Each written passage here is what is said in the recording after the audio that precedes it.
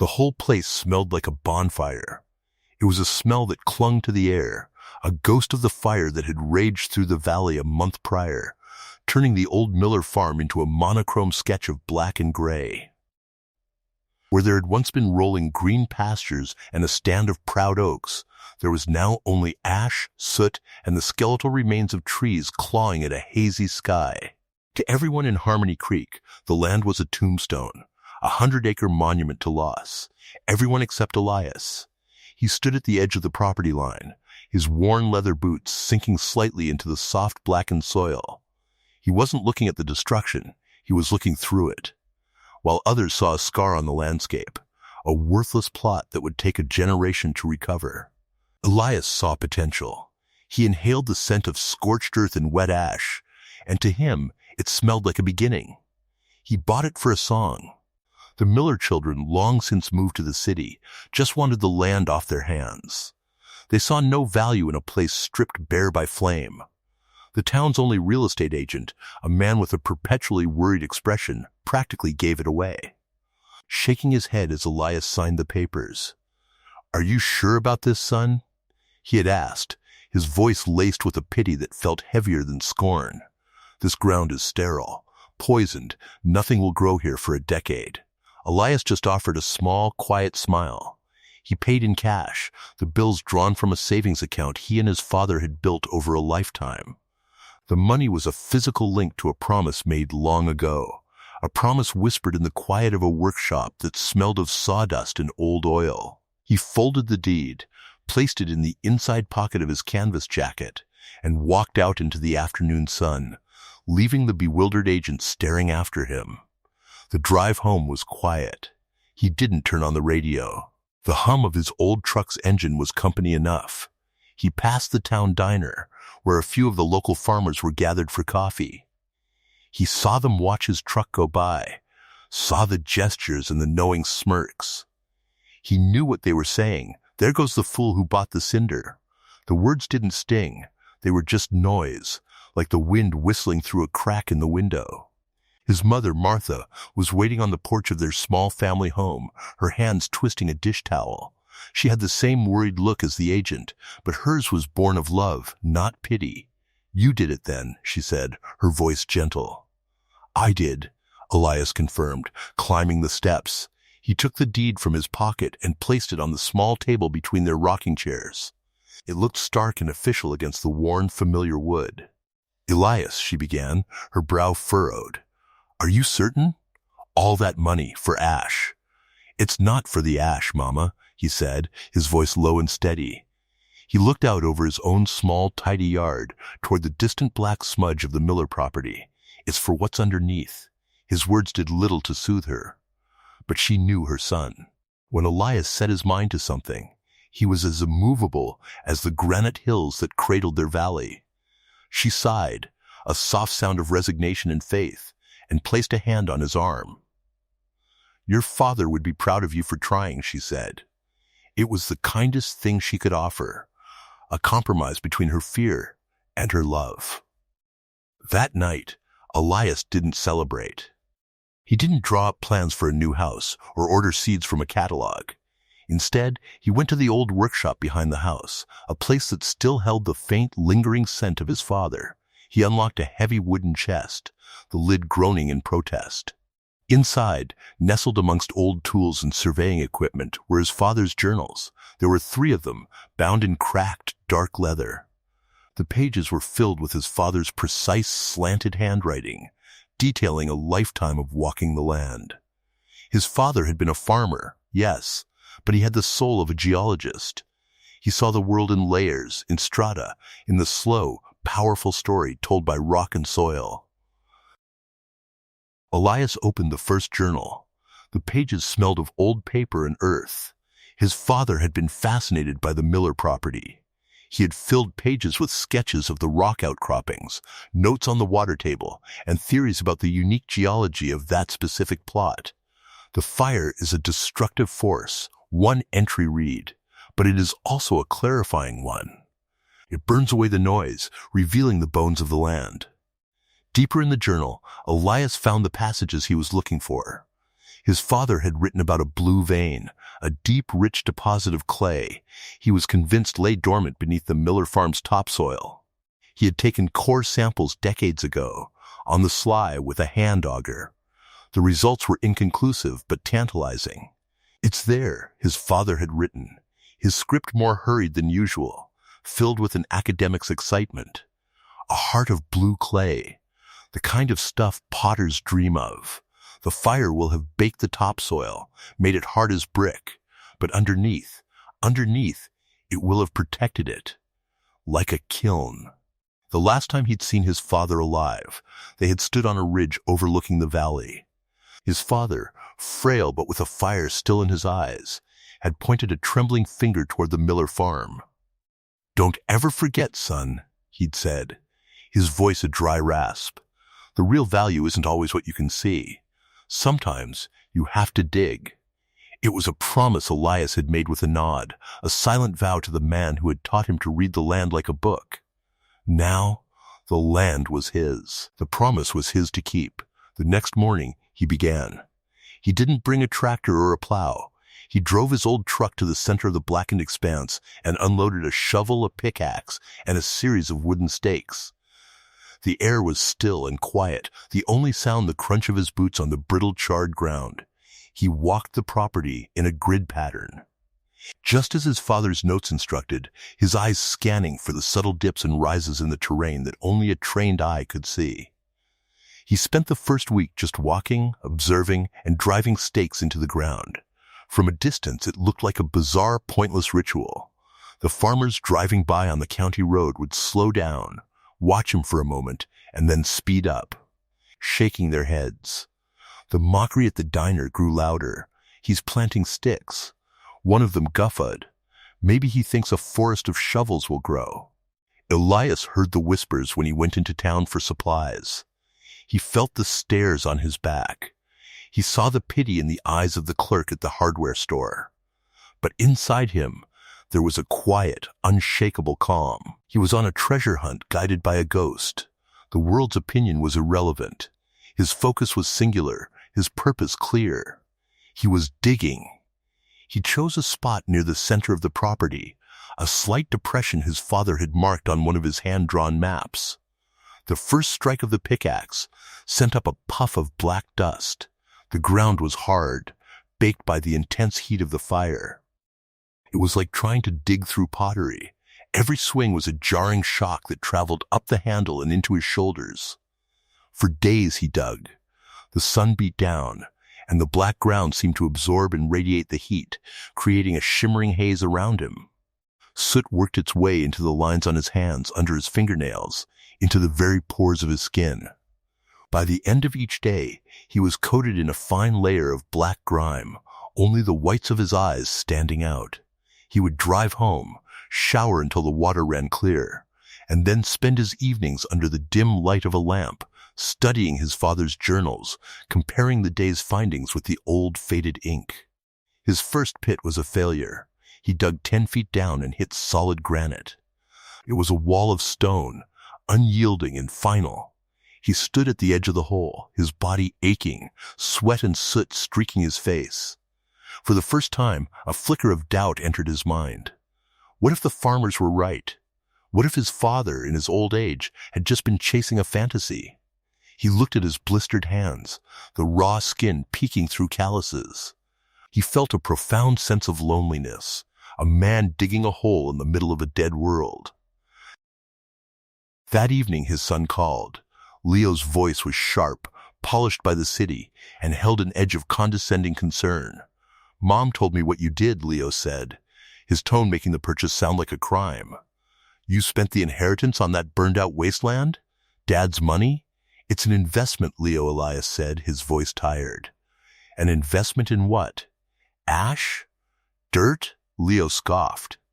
"Dad was a dreamer, but you're supposed to be the practical one. People in town are laughing. They think you've lost it. You're embarrassing the family name." The words hit harder than the granite. Embarrassing the family name. The name his father had built on a reputation of quiet competence and integrity. Elias gripped the phone, his knuckles white. Your grandfather knew this land, he said, his voice dangerously low. Grandfather was writing stories in those journals. Dad, not business plans, Leo shot back. I work in finance. I know a bad investment when I see one. Cut your losses, sell it for scrap, for whatever you can get, before you sink any more good money after bad. Elias didn't argue. He just said, I have to go, Leo, and hung up the phone. He sat in the silence of the kitchen, the hum of the refrigerator the only sound. The conversation had opened a crack in his resolve. The town's mockery was one thing, his own son's dismissal was another. It felt like a betrayal not just of him, but of his father's memory. He went to bed, but didn't sleep. He lay there, staring at the ceiling, the voices of doubt echoing in his head, the farmer's laughter, Leo's scorn, the pity in his mother's eyes. Was he a fool? Was he chasing a ghost's fantasy down a hole in the ground? The weight of the promise felt immense, crushing, but then he remembered his father's hands, calloused and stained with engine grease, but gentle when they showed him how to read a contour line on a map. He remembered the quiet confidence in his father's eyes.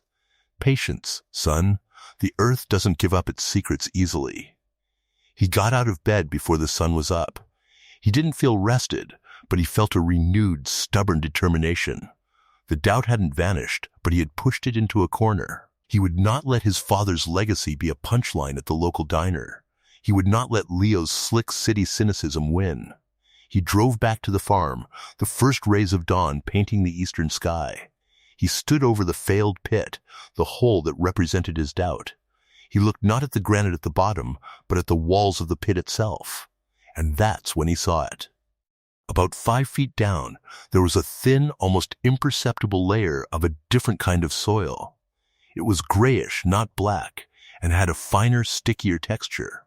The storm a few days prior had washed some of the soot away, revealing it.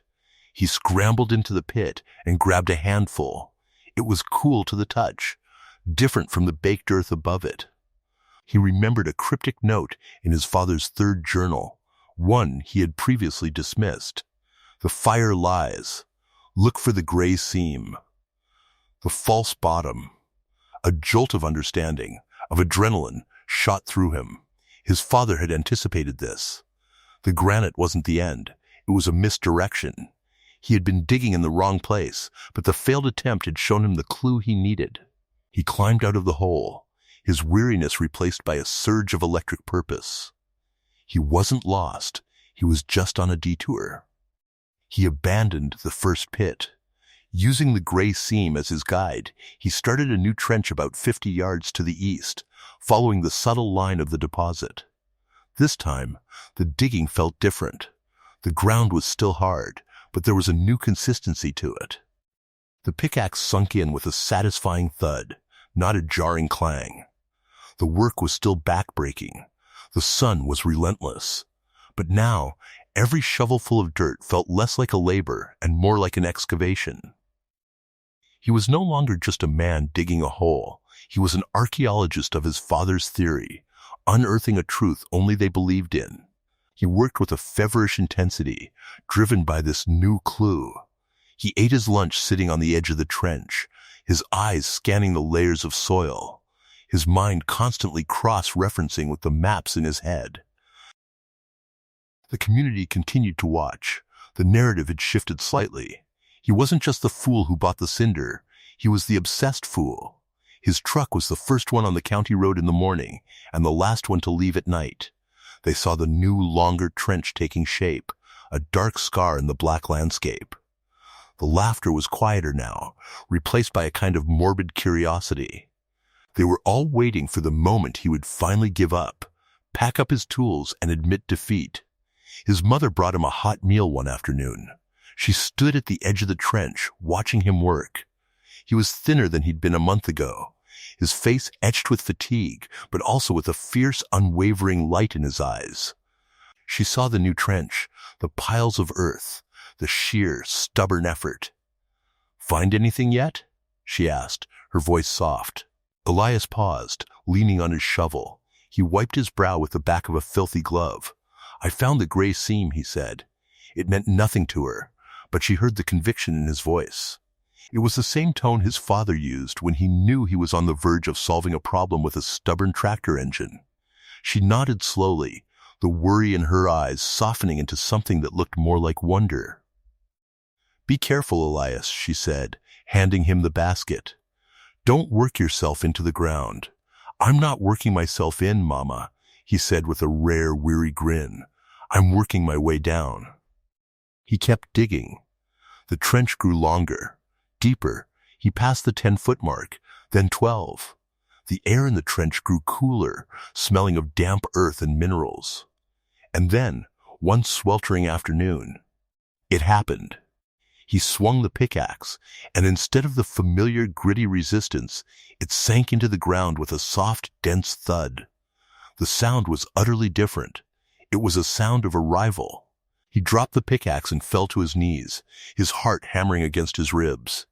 He clawed at the spot with his bare hands, his fingers digging into the soil. It was cool and yielding. He pulled a chunk of it free. It wasn't black with soot or brown with dirt. It was blue. A deep, impossible shade of blue, like a twilight sky captured in earth. It was heavy, smooth, and pliable in his hands. He squeezed it, and it held its shape, the texture like firm, cold butter. He stared at it, this lump of blue clay resting in his soot-blackened palm. It was real. His father had been right. The stories were true. The blue vein, the heart of the land, was not a fantasy. It was here, beneath his feet, protected by the fire, waiting. A laugh escaped his lips, a raw, incredulous sound that echoed in the quiet of the trench.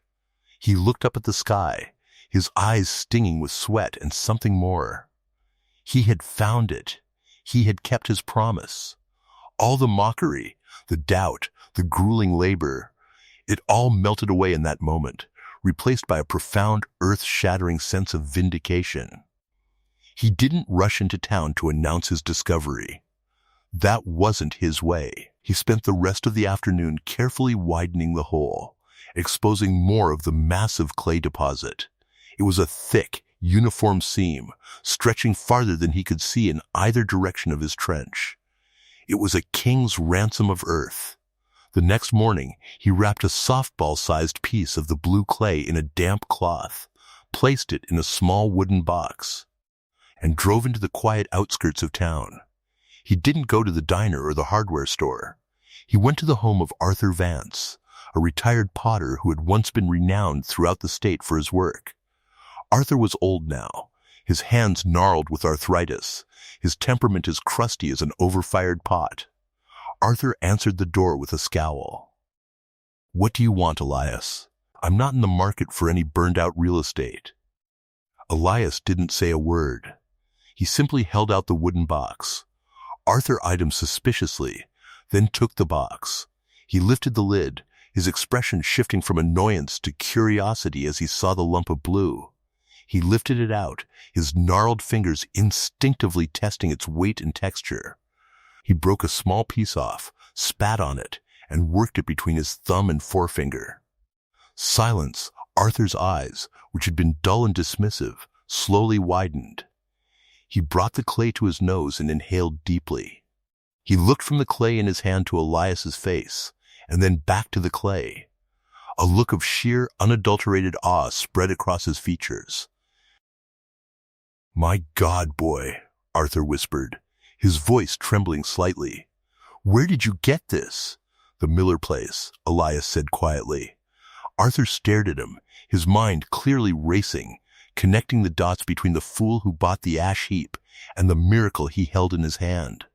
"The blue heart of the valley," Arthur breathed, using an old potter's legend, a myth whispered about for generations. "I thought it was a fairy tale. It's real." He looked at Elias, and for the first time, someone in Harmony Creek looked at him not with pity or mockery, but with a profound, staggering respect. "Do you have any idea what you've found?" Elias just nodded. "I think so." Word travels fast in a small town, but a legend travels faster. Arthur Vance, the unimpeachable old master, started talking. He told the story to the mailman. The mailman told it at the post office. By lunchtime, the story was the main course at the diner. The laughter had vanished completely, replaced by hushed, disbelieving whispers. Elias found the blue heart. Under all that ash, Arthur Vance said it's the purest clay he's ever seen. The afternoon traffic on the county road picked up. Cars slowed to a crawl as they passed the old Miller farm. They saw Elias, not as a fool digging random holes, but as a visionary. They saw the long trench and the growing mound of rich blue earth beside it, and it looked like treasure. The mockery had curdled into awe. The men who had laughed the loudest were now the quietest, staring at the field with a mixture of confusion and wonder. They had judged the book by its burned cover, and they had been profoundly wrong. The validation didn't change Elias. He kept working, his pace steady and deliberate. The discovery hadn't been the end of the work. It was the beginning of a new kind. He spent the next few weeks excavating, carefully extracting the clay, piling it onto tarps to protect it from the elements. He worked with a quiet joy, the physical labor no longer a struggle against doubt, but a partnership with the land. The true turning point came not from the town, but from the outside world. Arthur Vance had made a phone call. A week later, a car Elias didn't recognize, a clean and sensible sedan, pulled up to the edge of the farm. A woman in her late 50s with sharp, intelligent eyes and practical shoes got out. She introduced herself as Dr. Alani Reed, the head of the ceramics department at the State University. "Mr. Vance sent me," she said, her eyes already scanning the trench, the piles of blue clay. "He can be prone to exaggeration." I had to see for myself. Elias led her to the trench. She knelt down, just as he had, and took a sample. She examined it with a geologist's loupe she produced from her pocket. She crumbled it, smelled it, felt its plasticity. Like Arthur, she fell silent. She stayed for 3 hours, taking measurements, asking quiet technical questions about the depth of the seam and the composition of the soil above it. Finally, she stood up, brushing the blue dust from her trousers. "Mr. Elias," she said, her professional demeanor cracking to reveal a genuine excitement. "This isn't just high-quality clay. This is a geological anomaly. The mineral composition, the plasticity, the color, it's unheard of. This deposit could redefine ceramic art in this part of the country." Dr. Reed published a paper. A small article in an academic journal was picked up by a trade magazine, then a national arts blog. Suddenly, the blue heart of Harmony Creek was a story, and with the story came interest. A man in a sharp suit arrived a month later. He represented a major ceramic supply corporation from the West Coast. He had a briefcase and a contract. He walked the property with Elias, his expensive city shoes getting covered in mud and blue dust. He didn't care. He saw the sheer volume of the deposit, the quality confirmed by Dr. Reed's analysis, and he saw numbers. He made Elias an offer. It was a figure so large that Elias had to read it twice. It was more money than his father had seen in his entire life. It was enough to sell the land, let them excavate it, and live in luxury forever. It was the kind of offer Leo would have celebrated. Elias looked at the contract, at the man in the suit, and then out at the land. He saw the black skeletal trees and the vibrant blue earth, a landscape of death and rebirth. He thought of his father's dream, not just to find the clay, but to work it. He thought of the town, a place struggling with lost jobs and young people leaving for the city. "I'm not selling the land," Elias said, his voice firm. "And I'm not selling the clay by the ton." The suit was taken aback. "I'm sorry?" "I'll sell you processed clay," Elias countered, an idea forming in his mind, bold and clear. "And I'll need an advance to build the processing facility. Right here." He pointed to a level, scorched patch of ground where the old Miller barn used to stand. It was an audacious proposal, but the corporation wanted the clay, and Elias held all the cards. They negotiated. Elias, the quiet farmer everyone had underestimated, proved to be a shrewd and unmovable negotiator.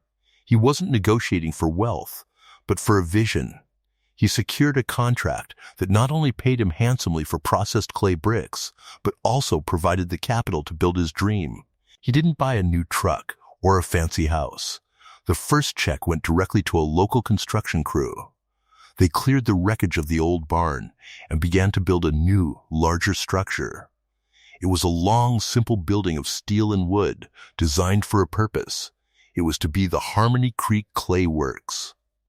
As the building went up, Elias started hiring. He didn't look for people with experience. He looked for people who needed a chance. He hired 2 young men who had been laid off from the lumber mill. He hired a single mother who had been struggling to make ends meet working part-time at the diner. He hired a man in his 60s who thought he'd been forced into retirement. He taught them himself. He showed them how to mix the raw clay, how to run it through the pug mill, how to stack the finished bricks for drying. He was a patient teacher, communicating more with his hands than with words. He showed them the respect the clay demanded. His first employees, who had once been among the whisperers, now worked with a fierce loyalty. They weren't just earning a paycheck, they were part of something new, something they could see growing from the ground up. The clay works became the new heart of the town. The hum of the pug mill and the sight of trucks being loaded with pallets of blue clay bricks replaced the silence of economic decline. The money from the contract flowed not just into Elias's pocket, but into the community. His employees spent their wages at the local grocery, the hardware store, the diner. A slow, steady pulse of life was returning to Harmony Creek. But Elias's vision went further. In the front half of the new building, he set up a dozen potter's wheels and a large kiln. He put up a simple, hand-painted sign, Community Pottery. Classes free on Saturdays. The first Saturday, only a few curious children showed up. Elias sat them down at the wheels and, with quiet patience, showed them how to center the clay. He let them feel the magic of the blue earth spinning and rising beneath their small hands. Their laughter filled the workshop. The next week, their parents came with them. Soon, the Saturday classes were full. Farmers whose hands were accustomed to steering wheels and wrenches were learning to shape delicate bowls. The same people who had mocked Elias for digging in the dirt were now lining up for a chance to get their own hands dirty with his miraculous discovery. The clay works wasn't just a business. It was becoming the town's gathering place, a center for creativity and connection. The seasons turned. The first tender green shoots of grass began to poke through the ash on the farm, life returning to the surface as well as being drawn from beneath it. The skeletal trees now stood starkly against a backdrop of new construction and bustling activity. One day, a sleek car pulled up, far nicer than Dr. Reed's. Mr. Davies, the young bank manager who had handled the initial sale with such dismissive pity, stepped out. He wore a suit, but it looked stiff and out of place here. He had come to discuss the accounts for the clay works, which were now the largest and most active at his branch. He walked with Elias through the facility, his eyes wide with disbelief. He saw the workers, the machinery, the pallets of clay ready for shipping. He saw the community studio, where a few teenagers were glazing their first pots. He was silent for a long time. He started, his usual smooth confidence gone. He cleared his throat. I was wrong about this land. Missed, Elias, about you. What you've done here, it's remarkable. It was a quiet, understated apology, but its sincerity was clear. Elias just nodded, accepting the words without fanfare. He held no grudges. He had been too focused on the work to have room for bitterness. The land was just waiting, he said simply. The biggest change, however, came in the form of a dusty, beaten-up sedan that pulled into his driveway one autumn evening. The door opened, and his son, Leo, got out. He looked different. The city polish was gone, replaced by a weary, hollowed-out look. His suit was rumpled, his shoulders slumped. He stood before Elias on the porch, the place where his mother had first expressed her worries. I lost my job, Leo said, the words costing him a great deal of his remaining pride. The firm downsized. I have nowhere else to go. He couldn't meet his father's eyes. He looked at the ground, ashamed of his failure, ashamed of his previous words. Elias looked at his son, at the boy who had left for the big city seeking a success he couldn't find in the dirt of his hometown. He saw not a failure, but a son who was lost. He didn't say, "I told you so." He didn't mention the phone call or the scornful words. He simply opened the screen door. "Your room is still here," he said. "Dinner's on the stove." Leo stayed. For the first week, he barely left the house, shrouded in a cloak of shame and defeat. But then, slowly, he started coming out to the clayworks. He watched his father and the crew. He saw the numbers not on a spreadsheet, but in the tangible form of clay bricks in community life. He saw a business that was thriving, a business built on something real, something you could hold in your hands. One morning, he found his father in the small office, wrestling with a pile of invoices and shipping manifests. "You're doing this by hand?" Leo asked, incredulous. "It's how I know it's right," Elias said. Leo picked up a ledger. He saw the simple, honest accounting. And for the first time since he'd returned, he saw a place for himself. "I can help," he said. "I'm good at this part." He started small, organizing the paperwork. Then he built a system for inventory, for payroll, for tracking shipments. He used his city skills not to chase abstract profits, but to support the tangible success his father had unearthed. He started talking to the workers, learning their names. He even took a turn in the mixing room, feeling the surprising weight of the raw clay, the dust settling on his clothes. He was getting his hands dirty, and he found to his own surprise that it felt good. It felt real. One Saturday, he stood beside his father during the community pottery class, watching a young girl squeal with delight as a pot took shape under her fingers. He looked at his father, this quiet, stubborn man who had faced down mockery and doubt to pull a miracle from the ashes. "Grandfather would be proud," Leo said, his voice thick with emotion. "Not just of the clay, of all of this." Elias put a hand on his son's shoulder, a rare gesture of affection. "He'd be proud of you too," he said.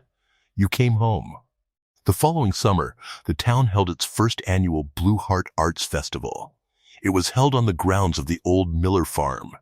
Tents were set up on the newly greening fields. Artists and potters from 3 states came to buy the famous blue clay and sell their wares.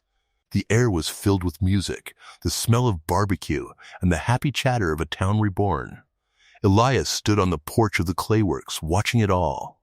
His mother Martha sat in a rocking chair beside him, her eyes shining with tears of pure pride. Leo stood on his other side, pointing out the success of the vendor system he had designed. Mr. Davies was volunteering at the information booth. Arthur Vance, looking 10 years younger, was giving a demonstration on the potter's wheel, using a piece of the clay he had once thought was a myth. Elias wasn't the center of attention. He was in the background, a quiet observer of the world he had built. He saw the children with blue clay smudges on their faces, the farmers and the artists mingling, the new life that had sprung from a place everyone else had written off. His father had taught him to see what was hidden, and in doing so, he had unearthed not just a vein of clay, but the buried heart of his own community. The fire had cleared the way, and through patience, faith, and hard work, he had dug down and found not just value, but redemption for them all.